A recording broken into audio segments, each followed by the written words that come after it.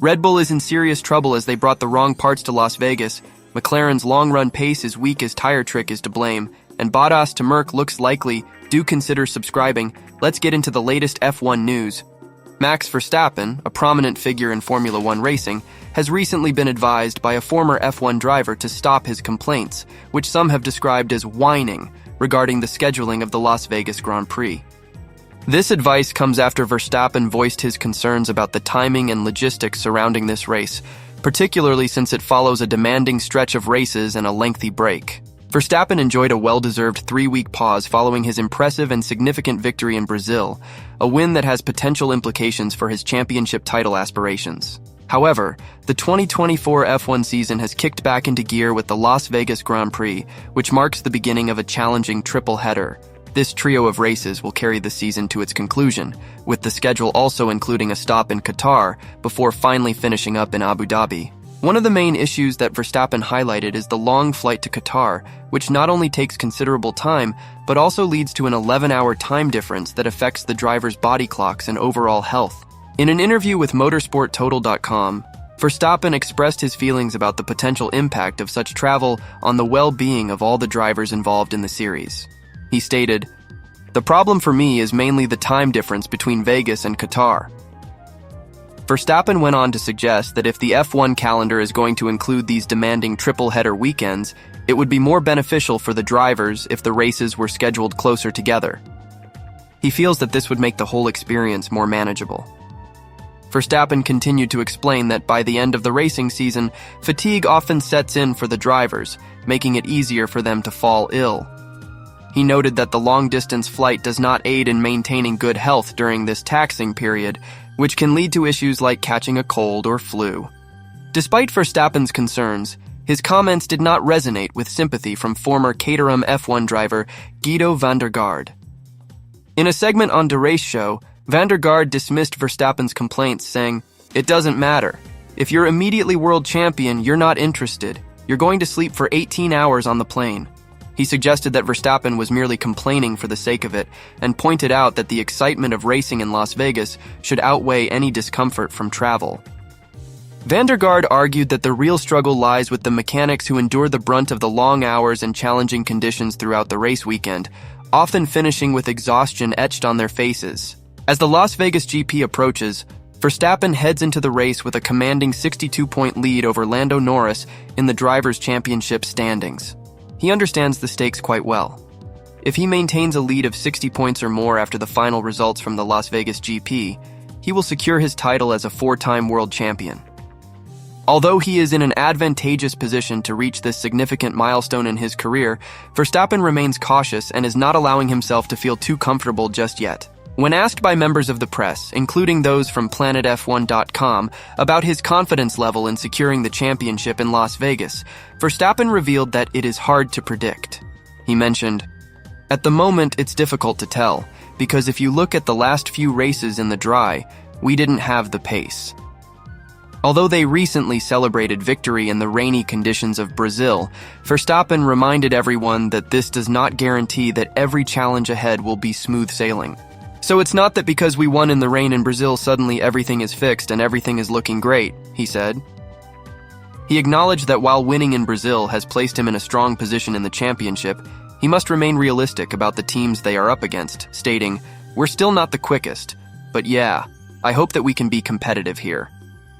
F1 2024 champion-elect Max Verstappen has no chance at all of finishing in the top 2 at the Las Vegas Grand Prix this weekend on the evidence of Thursday practice. That is the opinion of Red Bull advisor Helmut Marko, who has admitted the Mercedes W15 is looking really strong in Nevada. Verstappen enters the Las Vegas GP with a 62-point lead over Lando Norris, with the Red Bull driver able to seal a 4th consecutive world championship this weekend if he finishes ahead of his McLaren rival. Despite ending a 10-race winless run at the last race in Brazil, Red Bull's struggles returned on Thursday night in Vegas, where Verstappen could only manage 5th and 17th in FP1 and FP2 respectively. Both sessions were headed by Mercedes driver Lewis Hamilton, with Norris just 0.011 seconds slower than the 7-time world champion in second practice.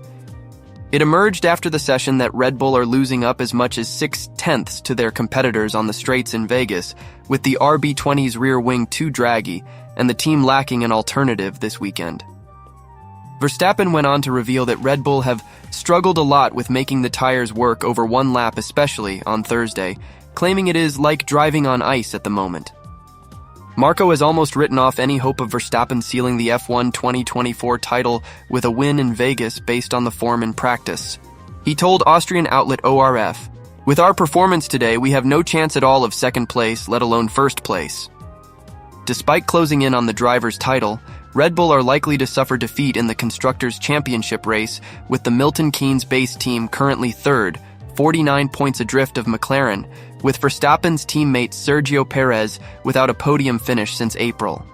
Marco feels a fourth straight title for Verstappen will make it easier for Red Bull to come to terms with losing their constructor's crown, adding, "That has actually been clear for some time, because if you look at the points that Perez scored compared to Max, then you know where we are lacking. But now let's just make sure that the World Championship title is wrapped up for Max. Then it will be easier for us to get over the constructor's title." Having returned to winning ways ahead of the summer break with victories in Austria, Britain, and Belgium, Mercedes have largely struggled across the second half of F1 2024, with Hamilton and teammate George Russell limited to just a single podium finish between them. Marco is wary of the really strong Mercedes, but suspects the competitive order could alter as grip ramps up on the Vegas circuit. He said, "We've often seen this from Mercedes this year, that they are suddenly extremely strong and capable of winning. But let's wait and see how it goes tomorrow. The more grip there is on the track, the order can change again."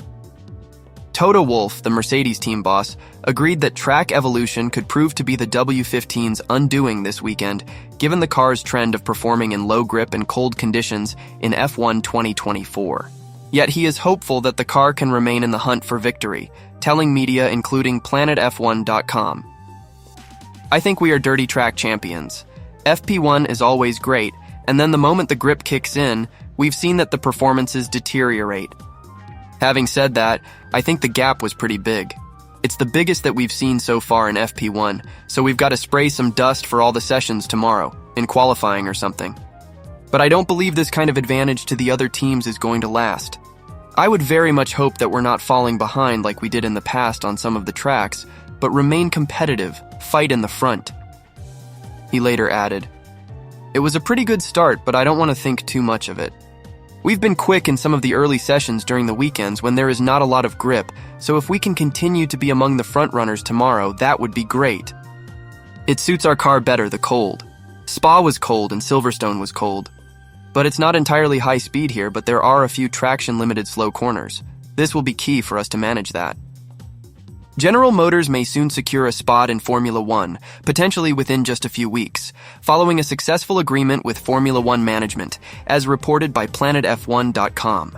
The relationship between Andretti and General Motors began in January 2023, and recent developments suggest that General Motors is set to join the F1 grid as a full team. This change comes after they have reached a deal with Formula One management, which is the governing body overseeing the F1 series. While Andretti's proposal to enter F1 had previously received approval from the FIA, it ultimately faced rejection from FOM. This rejection was attributed to various concerns about the competitive balance and the overall value that such an addition would bring to the sport. Despite F1's initial hesitation regarding the Andretti name, there has always been a more welcoming stance towards General Motors. Formula One has expressed a strong interest in attracting a major global car manufacturer like GM, recognizing the benefits that such a partnership could bring to the sport. This interest has now culminated in a significant development, with sources confirming to PlanetF1.com that a deal between FOM and General Motors has indeed been finalized, and plans for an entry as soon as 2026 are being discussed. An official announcement regarding this agreement could take place in the coming weeks, and it is anticipated that General Motors will also act as a power unit supplier starting in 2028. According to reports, GM has been actively collaborating with F1 over an extended period, working diligently to facilitate their entry onto the racing grid. While F1 was approached for an official statement concerning the rumors, they chose not to provide any comments at this time. As for the future of the Andretti family's involvement in this situation, it remains unclear whether they will play any role in the project going forward. However, the prevailing understanding from PlanetF1.com is that the initiative is largely driven by General Motors and their ambitions. For several years, Michael Andretti and his family have been eager to establish a presence in Formula One. But with GM apparently moving in a different direction, this development could spell the end of their aspirations to compete in F1. It was indeed the Andretti family that initially approached General Motors, presenting them with an enticing vision of what a partnership could look like. However, it appears that General Motors has chosen to pursue this opportunity independently, effectively leaving the Andretti family behind in their quest for a spot in Formula One. Given these circumstances, it seems increasingly difficult to envision a path forward for Andretti. The loss of their critical strategic alliance with General Motors, arguably their most compelling selling point, has placed them in a precarious position. Additionally, in late September, it was announced that Michael Andretti would be stepping back from his daily responsibilities at the helm of Andretti Global, the team he built and led for over 2 decades since 2002. In an open letter, he described this shift as the turning of the page for Andretti Global. Yet the organization has consistently maintained that their ambition to compete in Formula One remains unchanged. Valtteri Bottas could become a personal advisor to Toto Wolff as part of his return to Mercedes as the team's reserve driver for the F1 2025 season. That is the claim of former F1 driver Christian Fittipaldi, who says the outgoing Audi F1 star is being considered to take a wider role within the Mercedes team. Bottas is almost certain to be left without a seat for the F1 2025 season after Audi F1, who will take over the existing Sauber team in 2026, announced earlier this month that Gabriel Bortoleto will become Nico Hülkenberg's teammate for next year. With the Red Bull V-Carb outfit the only team yet to officially finalize their driver lineup for F1 2025, Bottas is set to bow out at next month's season-ending Abu Dhabi Grand Prix, having been a fixture on the grid since his debut with Williams back in 2013. Bottas enjoyed the most productive years of his career with Mercedes between 2017 and 2021, claiming a total of 10 Grand Prix victories and helping the team to 5 consecutive constructors' titles as teammate to 7-time world champion Lewis Hamilton. Speaking to media including PlanetF1.com at last month's Mexican GP, before his Audi F1 exit was confirmed, Bottas revealed that he would consider a return to Mercedes as the team's reserve driver next year. Mercedes will field one of the youngest driver lineups on the grid in F1 2025, with 18-year-old sensation Andrea Kimi Antonelli stepping up to partner George Russell following Hamilton's switch to Ferrari. According to Swiss-German publication Blick, Fittipaldi claimed on a recent podcast in Brazil that Bottas's return to Mercedes could extend beyond reserve driver duties, with the 35-year-old potentially working as an advisor to team boss Wolff. Bottas is known to have a close relationship with Wolff, who rejoined the Finnish driver's management setup following Bottas's departure from Mercedes. Fittipaldi said, "We hear from close friends that Mercedes boss Toto Wolff is even bringing his former winning driver on board as his personal advisor." Wolff's entourage at Mercedes lost a member earlier this year when Jerome D'Ambrosio, the former Marussia and Lotus Renault driver, left to take up the role of deputy team principal at Ferrari, as well as becoming the head of the Scuderia's junior academy. D'Ambrosio began working with Mercedes on an informal basis in F1 2023 before being appointed to the position of driver development director, adopting some of Wolff's responsibilities after the team boss underwent knee surgery last autumn. Bottas issued an update on his future ahead of this weekend's Las Vegas Grand Prix, insisting that he still has lots to offer in F1 and revealing that he has some interesting options for next year.